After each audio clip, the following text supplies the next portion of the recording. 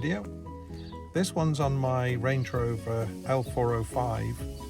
It's a 2019 model. It's the Range Rover Vogue, but I just wanted to show you how I put in a dash cam in a very simple way and very quickly. So I thought I'd share this with you as a video. And I've also just been approached by another company to look at putting one of their cameras in, which is a total different one to the one I've put in now. So I'll do a separate video on this, on that one when I've done it, when it's ready.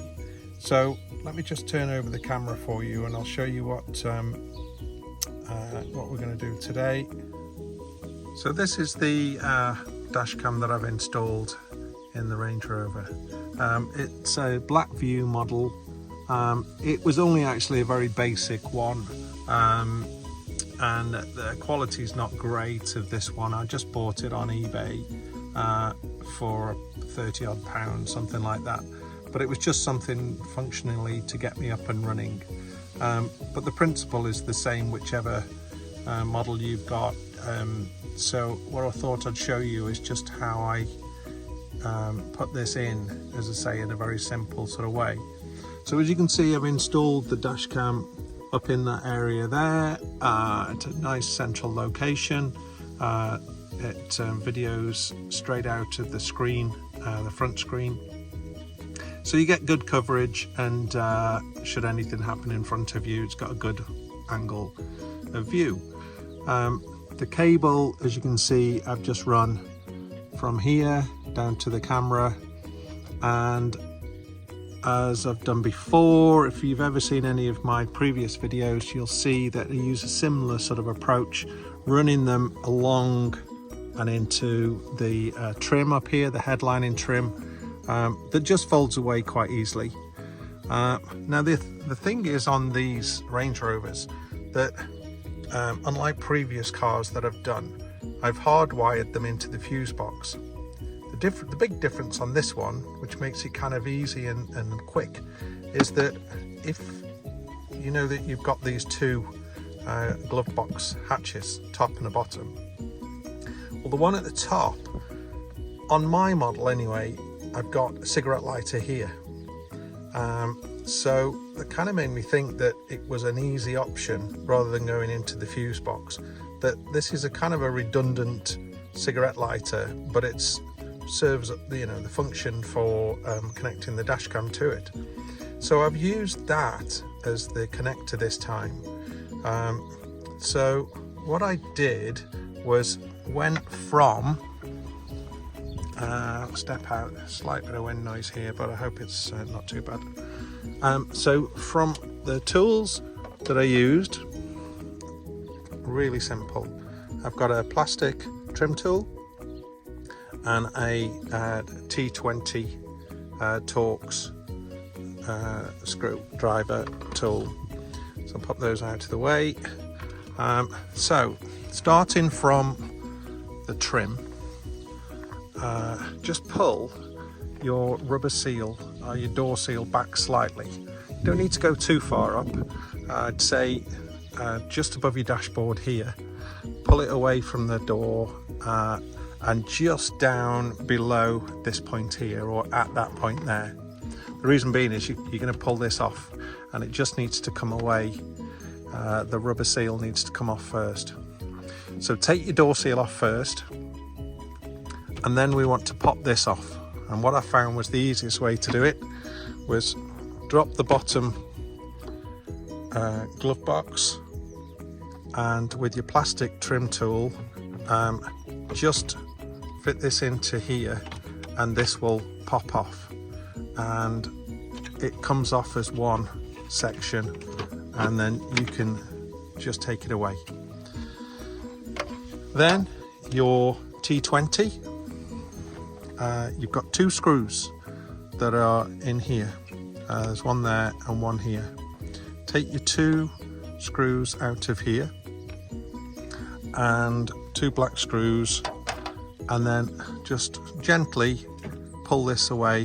This is your air vent section here, and just pull this away from the dashboard, and that simply comes away, and put that to one side,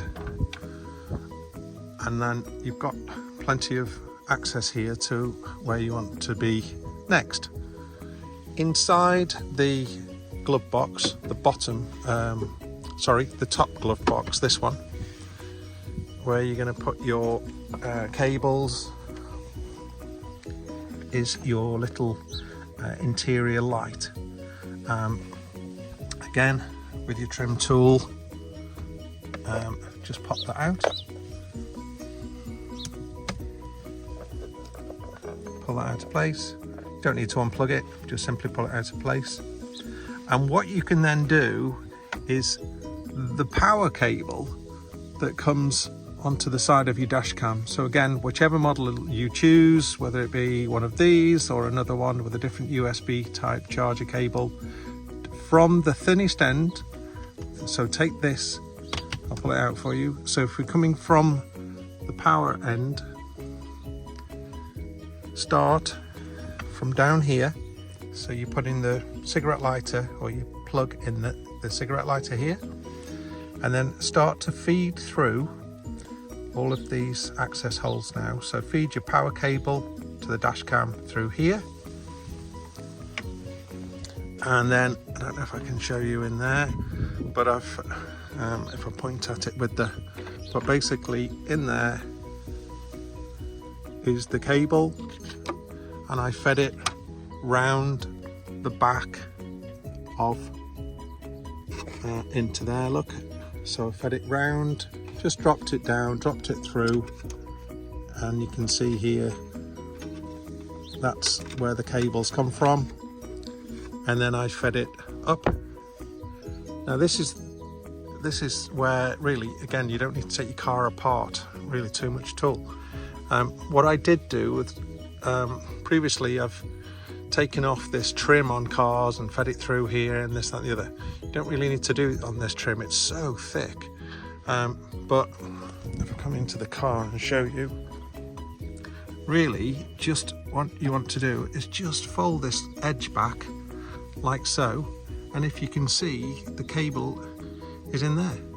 So I've literally just folded the cable back slightly, fed it into the trim there, up to this point here, push the cable across, and you'll see a tiny little bit of cable just there, and then across the headlining and down to the camera. So really easy, without too much sort of taking your car apart. If you did, I'll show you this while I'm here. So if you did want to hardwire the car, it's the same principle as I've done on the previous videos with a Range Rover Sport I had, an L494. So you'd get to this point here, and you probably wouldn't even need to take off the air vent section if you were hardwiring the kit. So you bring your cable down, and what you want to do, you can see that the fuse box is there. Now if you're going to put a piggyback connector in, that's where you want to be. So you can you probably find it a bit tight going in that way, but on Range Rovers they have these lugs that you can press, and if I can do it with one hand, I'll do it. I may have to do it on the other side. Right, so I'll put the camera down. It does kind of need two hands. Apologies for waving you around for a second. Right, let's see if we can do this. I'll stand you there. So you want hands on either side of the glove box, and there we are. And it drops down. So what I'm doing is pressing these lugs here on either side, and what that allows you to do then is actually reach in and get to the fuse box internally.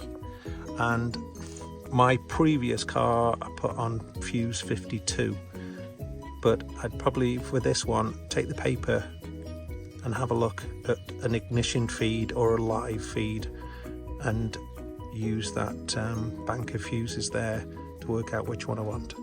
But that's just so easy.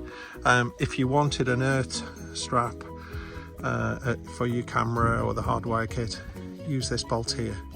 It's perfect. You can use that as an earth, go into your fuse box there on the piggyback, and that will work a treat.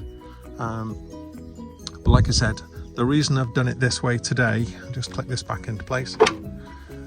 The reason I've done it this way today was just because I thought it was actually so easy to be able to install it, just using that way there. So I'm just going to put this back together, and I'll show you.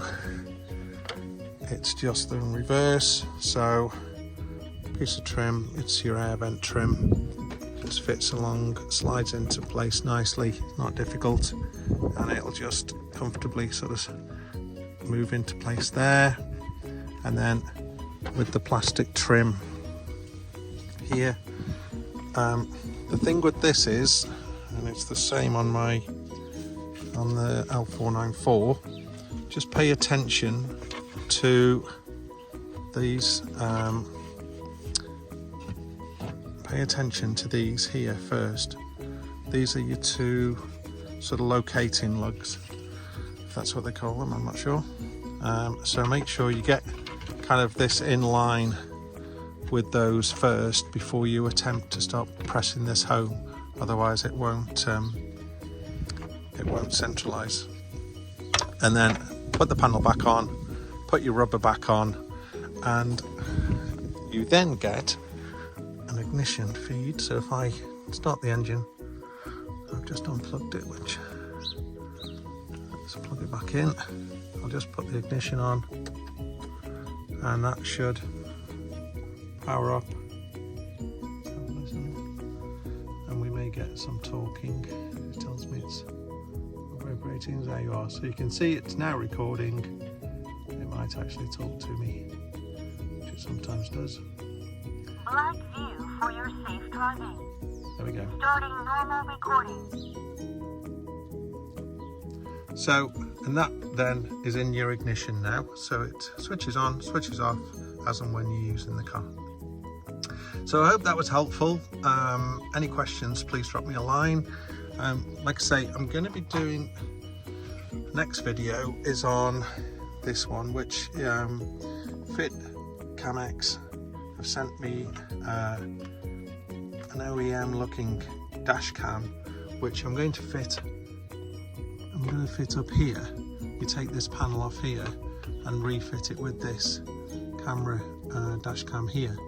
So that's my next video, and they've sent that to me and asked me to show an installation of that and my review of it. So I'll do that separately, and I'll get that out to you as soon as I can. But for now, hope that's a useful video, simple, quick and easy way to do a dashcam install on a Range Rover L405. But as I say, any questions, please drop me a line and let me know. Thank you. Bye.